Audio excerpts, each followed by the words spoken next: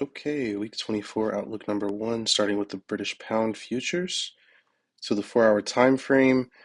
So I have the short position here showing basically the position that I'm in um, and where we are currently in price. This is playing out very well, exactly as we expected based off of the 4 hour price gap that we detailed out in the previous outlooks, I believe 23, week 23 and also week 22.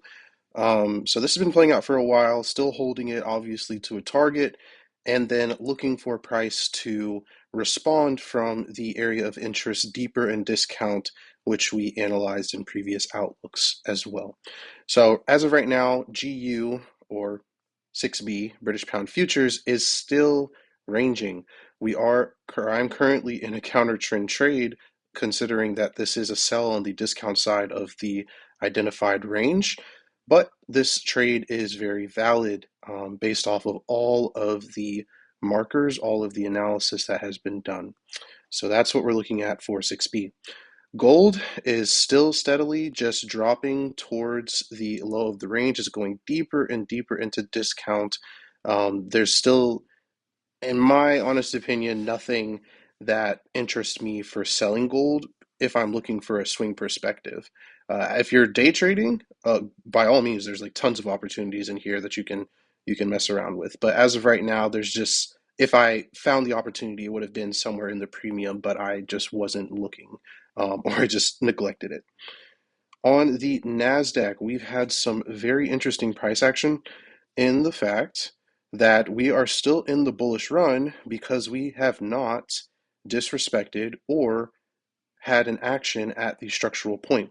If we remember correctly, that we shifted our structural point from this low because of this liquidity draw here, and that shifted the structural point here, and that's what led to the run all the way up here. And then we identified a new price gap effectively, and we were looking for a response off of it, but it failed.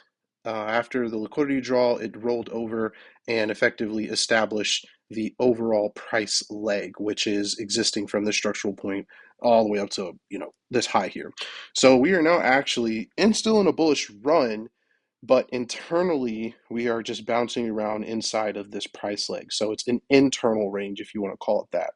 So this action was a liquidity draw, and then right after the liquidity draw occurred, we then ended up getting a break of structure of that low there. And so because of that break of structure, and if you want even more confirmation, then we broke this low as well, which is also a break of structure. And so now we are establishing the overall price leg. Now, what's interesting about this is there's basically no price gap, or I'm sorry, price inefficiency objects inside of the discount side of this price leg.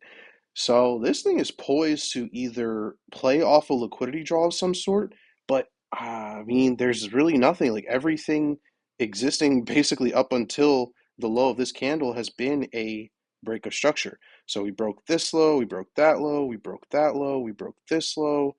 Everything has been a break of structure. And then it's arguable that, I mean, very arguable that this is a liquidity draw here, but based off the momentum and based off of the structure, it's looking more towards like we're about to transition from a bullish run into a bullish range, depending on how we move or how the price action develops over the course of this week. My bets are towards the break of structure of the structural point, which transitions us into a bullish range. But as of right now, we have to stick to the bias, and the bias is still a bullish run. So this very well could be just a very FU kind of play, and then we just start rolling up higher. But, you know, sit on the sidelines if you're unsure, and that's what I'm doing. All right, moving on to the Dow Jones. Very similar sentiment here. We still have very tight runs higher and very quick sell-offs in which we are leading to, I mean, at this point, actually, I would call this a really a break of structure, but I'm having a little bit of trouble reading this as of right now, so I'm going to lean back and wait for price to have a response from this structural point here. And now remembering that we are in a bullish run based off of the Dow Jones because we broke out of the bearish range existing from this high to this low. And so once we, broke structure at this high, that transitioned us from a or bearish range into a bullish run because we broke the high of the range, not the low.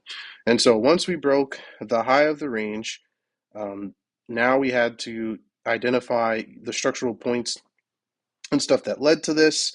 And so the immediate one that I was looking at was this one here. And then we started, moving higher. And so as of right now, what we're looking for is this going to be a break of structure at this low here, or is it going to be a liquidity draw? If we break structure, well, then that will transition us yet again into a range. But if we have a liquidity draw, that'll just shift the bullish run structural point, and then we'll look to go higher. But similar to the NASDAQ, because of real world events that are happening right now, SpaceX IPO on Friday, it's looking like that a lot of unloading of profits are happening, and we may be falling back into the range to go ahead and redivvy um, this liquidity that's going to be entering the market because of this massive IPO prospectus. All right, so that's what we're seeing on Dow Jones. Now, on oil, this is not really much to talk about. We are still just ranging. Like, this is, I mean, we're really looking at this. This is still just major, major, major consolidation. Like, there's nothing really to mess around with here unless you are a scalper or a day trader. If you're swinging, there's not really much to play here. This is just consolidating on the discount side of a monthly range. And so that's something that we have to remember is when we're looking at oil, we're actually looking at it from the monthly perspective. We're not actually looking from the 4 hour or the daily. So that's why I'm saying there's not really much to trade here. And it might actually move off of this pair here in the future because it's starting to get annoying. All right. And then live cattle futures, the fun pair for the time being, has decided to begin its consolidation period. And it looks like we're actually pulling back a little bit. We've transitioned actually into a bullish range because we broke previous structural lows, specifically this one here. And so now we have, arbitrarily, I'm not really giving you the full analysis for this because it's just for play, but we have a range existing probably from this low up to the all-time high of live cattle futures. So this will just be playing inside of that range for a minute.